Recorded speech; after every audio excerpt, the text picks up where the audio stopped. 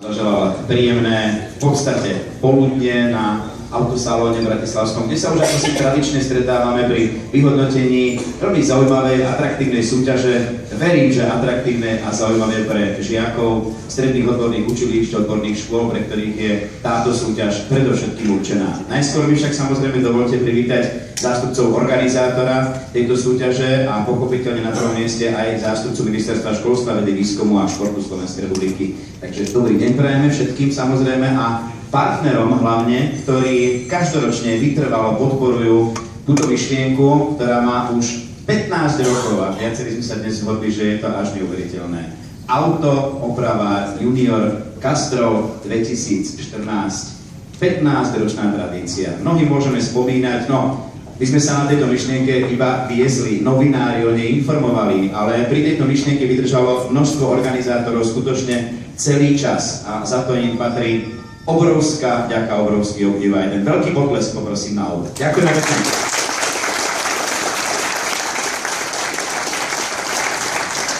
Mládenci, teda neviem, či sú aj súťažiace medzi nami, aby som neurazil, ale predovšetkým, čo som si pozeral vo výsledkoch, sú najmä mládenecké mená, chlapčenské mená. Tento rok 49 škôl sa zapojilo a spolu 1260 žiakov, ktorí bojovali, verím, nielen o zaujímavé ceny, ktoré opäť pre nás pripravili naši partneri, ale aj o akúsi prestíž. A my každoročne zdôrazňujeme, že táto súťaž je nielen o poradí, nielen o tom, ako skončíte v tom záverečnom hodnotení, ale budeme tak chlapsky veriť, že bude aj takým správnym pobancom do života, do nie ľahkej profesie, ktorá vás čaká, ktorá vyžaduje stále vyššie a vyššie odborné vzdelanie. Čomu sa zase my motoristi len tešíme, že máme nádej na odborných servisákov, ktorí sa budú starať o naše auta. Dovolte na úvod požiadať o príhovor predsedu cechu predajcov a autoservisov Slovenskej republiky pána Juliusa Hrona. Dobrý deň.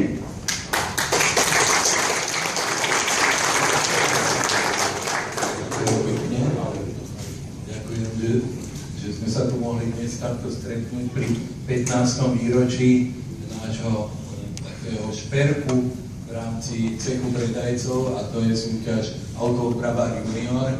Je to pre nás taká najväčšia pýcha, že môžeme si vychovávať mladú generáciu a že spoločne aj s našimi partnermi, aj s výstaviskom ICHEBA, ktoré nám dáva už niekoľko rokov tieto priestory, sa tu môžeme stretnúť a spolu vlastne posunúť tie naše remeslá ďalej.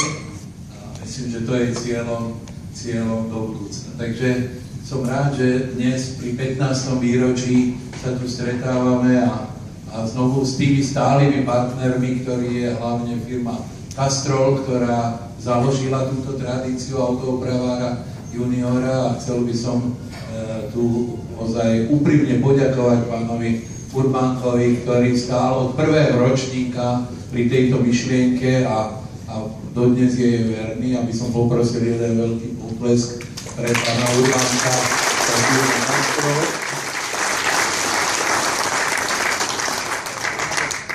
No a samozrejme, že v tejto súťaži je najdôležitejšie sa dostať. A dostať sa znamená 3 roky, sa hovorí, že ctižiadostivej snahy, tak sa naučí teóriu, ako aj praxa. Myslím, o toto všetko sa starajú majstri, učitelia odborných predmetov, takže chcem vám úprimne poďakovať, že v tomto roku ste pripravili 1200 žiakov, ktorí sa prihlásili a ozaj vidíme, že tie výsledky sú dobré, takže ešte jeden veľký potlesk by som pre majstrov a žiakov, ktorí sa prihlásili do tohto ročného kola autooprava, poprosil všetkých.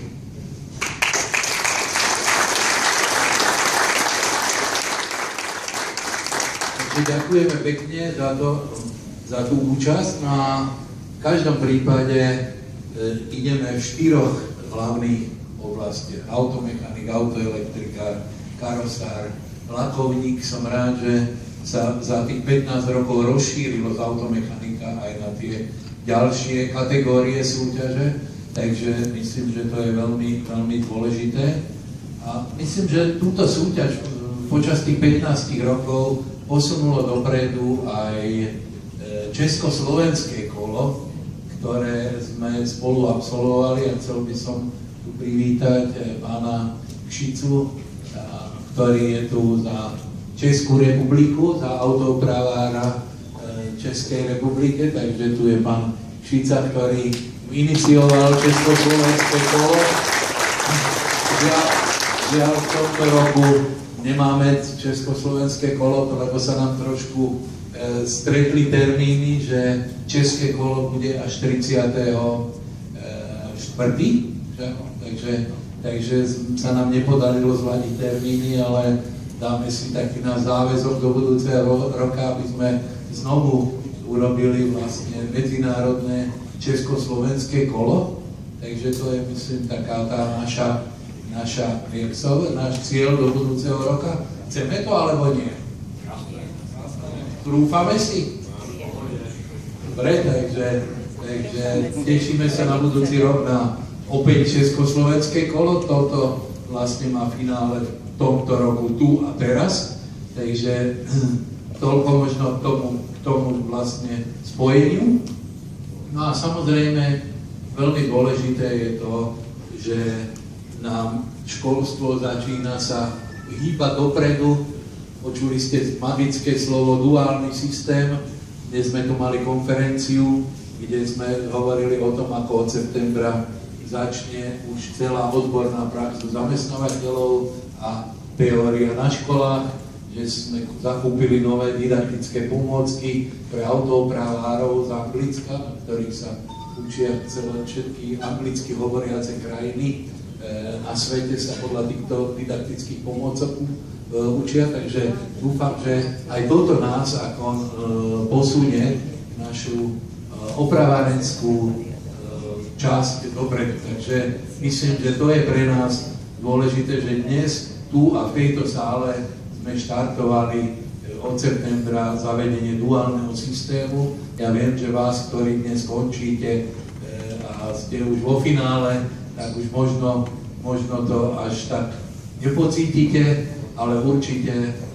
budete fandiť vašim mladším kolegom, ktorí už pôjdu možno v šlapajách ďalšie zmeny odborného vzdelávania na Slovensku. Takže chcem poďakovať aj všetkým tým, ktorí dnes na konferencii boli aktívne sa zúčastnili a zapojili do duálneho systému. Takže toľko možno na úvod za nás, za cech predajcov a servisov.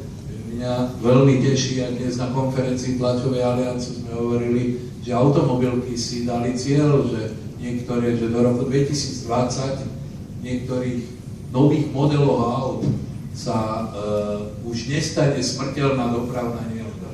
Že idú do týchto vozidiel tak náročné technológie, ktoré vlastne naši výrobcovia už vyvinuli, ktoré sa budú v týchto vozidlách objavovať, aj sa objavujú.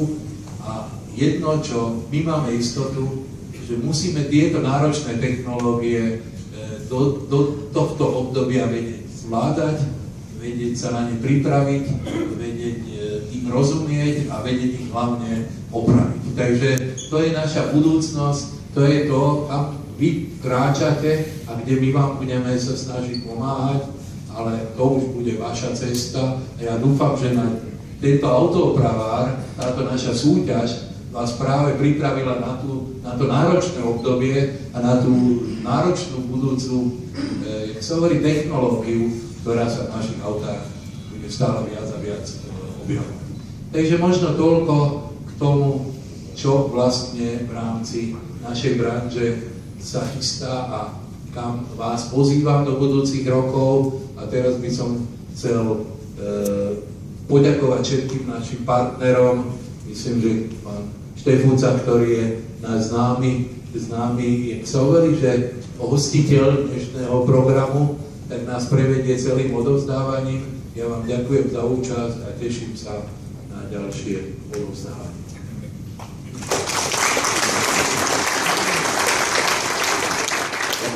Pánovi Hronovi, a skutočne aj v týchto slovách zaznelo také malé hodnotenie tých 15 rokov súťaže Autoopravár Junior Castrol, ktorá zažila viacero zmien. povedzme 4 roky sa vyhodnocuje súťaž kategórií karosár a lakovník. Počuli sme medzinárodné súperenie, ku ktorému sa opäť táto súťaž vráti. Ja si myslím, že bude veľmi peknou motiváciou pre súťažiacich, pre žiakov. Ako to bolo v tomto roku, nech zhrnie koordinátor súťaže a zároveň garant pre autolakovníkov a výkonný podpredseda cechu pán Ladislav Lelkeš, nech sa páči.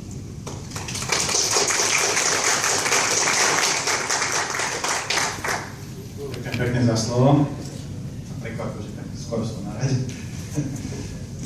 Takže nemám nič pripravené, ale v každom prípade som rád, že sme zorganizovali 4. ročník súťaže karosár a lakovať, čo si myslím, že obohatilo túto súťaž veľmi.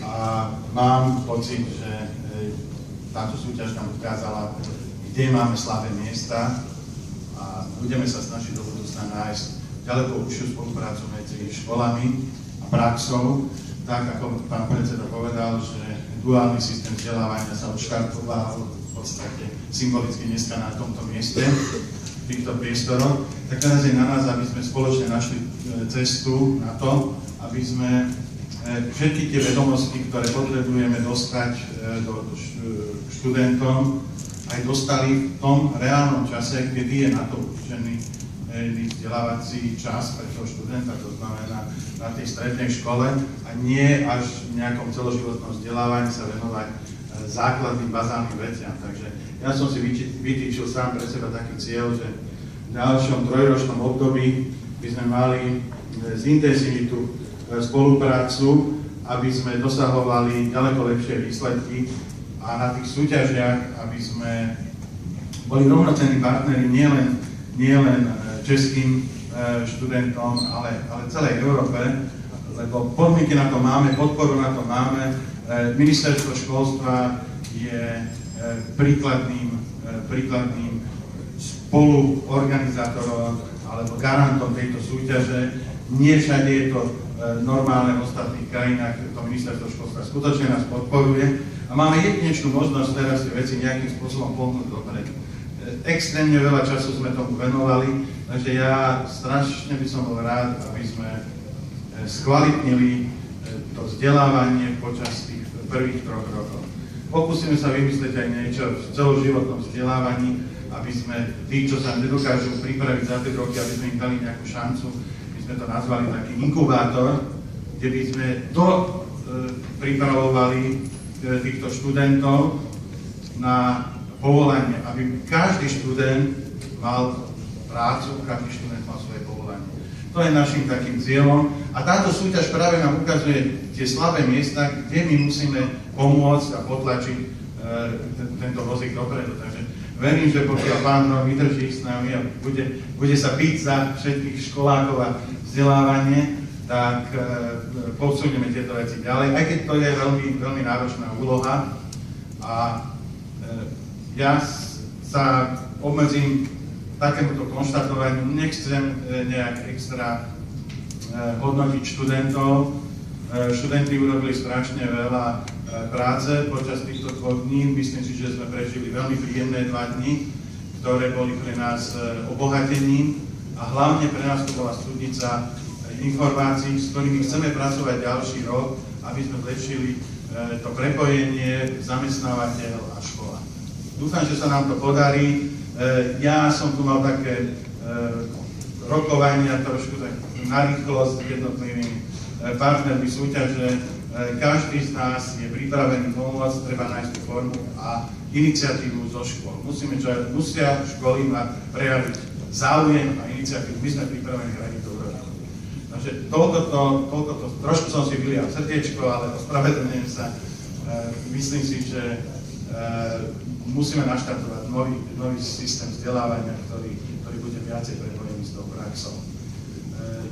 Ja som rád, že študenti prišli, boli pripravení a ukázali svoje vedomosti, ale chcel by som za organizátora súťaže v prvom rade poďakovať všetkým sponzorom, ktorí majú vždy podiel na tom, že vôbec sme to mohli urobiť. Neviem, kde začať, či začnem pri médiách, ale začnem pri médiách.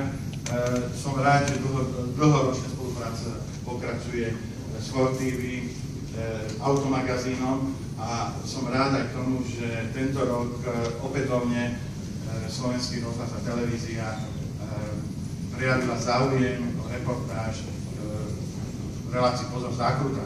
Takže veľmi pekne ďakujem za to. Bez vás by sme neboli tak úspešní určite. Takže ďakujem všetkým médiám a partnerom mediálnym.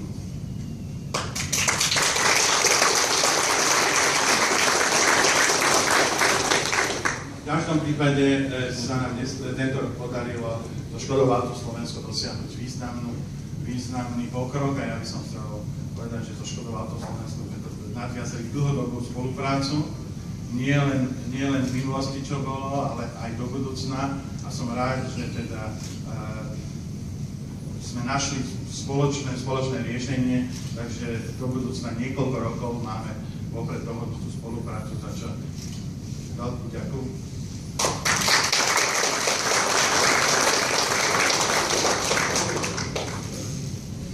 Samozrejme Castrol, to si neviem ani predstaviť bez Castrolu.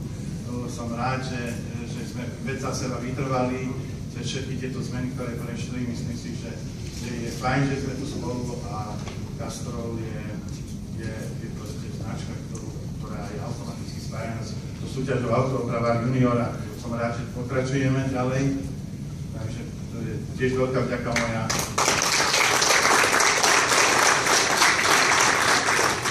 U mechanikov, samozrejme, Oš a pán Kirši, ja si myslím, že to je ja to aj nemusím komunikovať. Myslím, že všetci vieme, že čo robíte pre súťaž.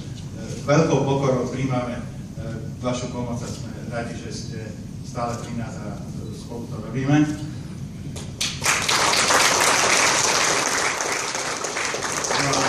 Máme tu karosárov, som rád, že pán Gajdač sa podujal na neľahkú cestu s nami a už 4. ročník sme spoločne pripravili a podporuje túto súťaž karosára.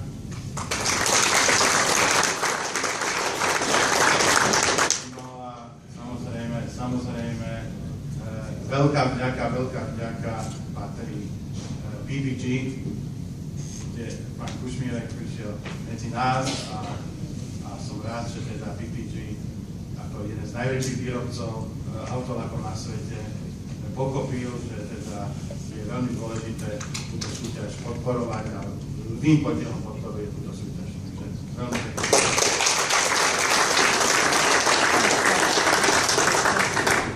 Ja si myslím, že všetko, čo som mal na srdci, som povedal a s veľkou pokorou a úctou voči všetkým, ktorí sa podielali na príprave súťaže, čím sú to pedagógovia, majstri, nižšie, ktoré nás sponzoruje. Ešte raz veľmi pekne. Ďakujem pekne. Sľubujem vám, že ak ten zoznam, ten protokol nebol úplný, ja ho mám komplet, takže ak sme náhodou na niekoho pozabudli, celkom určite budeme ďakovať v priebehu nasledujúcich minút. Priznám sa, že za tých 15 rokov, teraz keď som si to ja tak prebral, môžeme považovať skutočne kolegov okolo pána Hrona a okolo firmy Castrol alebo značky Škoda za v istom zmysle vizionárov. Keď sa to tak zoberie, v podstate už vtedy ponúkali možnosť študentom ďaleko viac zvýšiť svoju kvalifikáciu alebo viac sa zaujímať o svoju profesiu. Možno to ešte bolo v čase, keď sa v učebniciach písalo o konštrukcii karburátora, kde možno bola niekde aj nejaká stať o tom, ako vymeniť kondenzátor na rozdeľovači, neviem. Ale rozhodne dnes už tieto autá nič z toho, pokiaľ nemajú a úplne iná technika dnes je a úplne iné, ako sme to aj počuli, učebné osnovy a celé prístupy sú potrebné. Takže ja som veľmi rád, že tu máme zástupcu aj Ministerstva školstva, vedy, výskumu a športu Slovenskej republiky, pretože minister školstva vždy držal ruku aj na touto súťažou, pretože veľmi dobre vedia, čo sa dá takouto súťažou vyvolať v žiakoch. Poprosím pána Františka Priesola, ktorý v mene ministra školstva odovzdá aj putovné poháre víťazom súťaže v jednotlivých kategóriách. Dobrý deň, nech sa páči.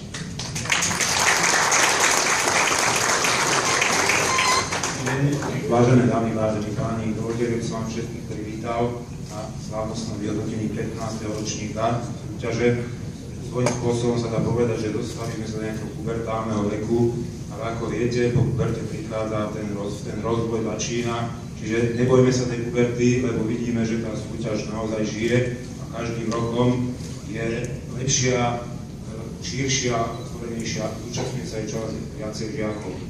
Za ministerstvo školstva mi dovolí špeciálne privítať všetkých žiakov, pretože o nich je táto súťaž a vlastne o mladých ľuďoch je budúcnosť tejto republiky a celého sveta.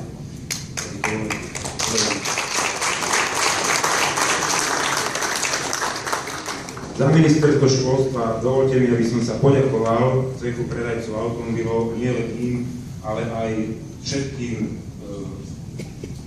ktorí sa celému automobilovému priemyslu, teda tí, ktorí súvisiacemu priemyslu, pretože Castrol nie je automobilový priemysel, je to, ale proste to sú všetko firmy, ktoré podporujú, bez ktorých by ten automobilový priemysel nefungoval. Čiže poďakovať sa všetkým, ktorí, ale špeciálne tomu cechu, tak chcem poďakovať, že vytvárajú spoločne s nami, sa snažia teda aj na nás, ale aj na ďalších zamestnávateľov vytvárať tlak, aby vstupovali do odborného vzdelávania a prípravy, pretože si uvedomili, že síce človek je živý chlebom, ale ten chleb treba vyrobiť.